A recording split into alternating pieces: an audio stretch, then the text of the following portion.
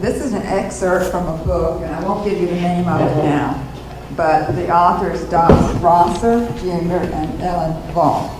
So this is a quote from their book, and if I mispronounce some words, you'll understand. In September 1999, a pastor Will call Tu Sing traveled to Kampong Thom province in north of Cambodia. Pastor Singh had wanted to bring the gospel to the remote villages there for years, but they had been under the control of an isolated pocket of Khmer Rouge radicals until early 1999. Now, as far as anyone knew, he was the first person to speak of Jesus in that isolated area. Most villagers cast their lot with Buddhism or ancestor worship. Christianity was unheard of. But when Singh arrived at one small rural village, the people welcomed him eagerly. They could not hear enough about the gospel. Most made decisions to commit their lives to Christ. Smiling, Pastor Singh asked the people why it seemed as if they'd been waiting for him to come. An old woman shuffled to the front of the group, bowed, and grasped the pastor's hands. "We have been waiting," she said. "We have been waiting for you 20 years." And then she told him this story.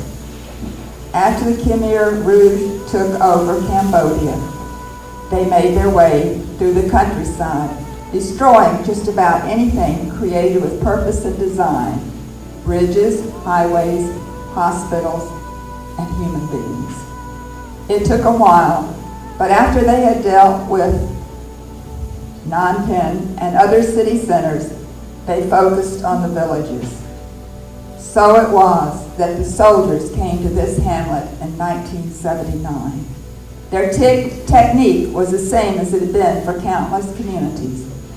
But for the people who lived there, the terror was new. The communists emerged from the jungle, strode from hut to hut, ordered the villagers out. Those who resisted were killed at once, and many died in front of their homes. The rest were marched to a clearing behind the village. Their own farm tools were thrust into their hands. "Now dig," the soldiers shouted. The villagers hacked the red clay soil, trembling with the dark realization they were digging their own mass grave. Some lost their nerve and tried to run. They were shot and dragged to the edge of the still, shallow pit. Hours passed and the people sweated and wept and dug until finally the hole was deep enough. The people laid down their spades and shovels. The soldiers shouted for them to turn and to face the pit. They braced themselves, waiting for the killing blows, knowing that the soldiers would bludgeon them to death rather than shoot them. Why waste precious bullets on ordinary peasants?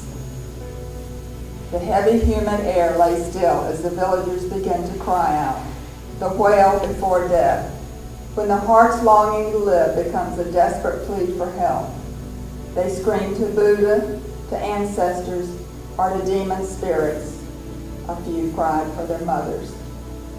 Then one woman began to cry intuitively to one of her earliest memories, the faint echo of a story told to her by her mother about the God who hung on the cross. She called out to that God. Surely the one who suffered himself might have compassion on those about to die. And time stopped. The human jungle lay still. Suddenly the screams around her became one great wail as the entire village called out as one, crying to their lives for the God who hung on the cross. Then there was silence. They sobbed into the darkness of the pit before them. Silence and a flicker of hope. And then the people turned, one by one by one. The jungle was empty, and the soldiers were gone. And ever since that astounding day in 1979, the people of that village have been waiting for someone to come and tell them more about the God who hung on the cross. That's the name of the book. Wow.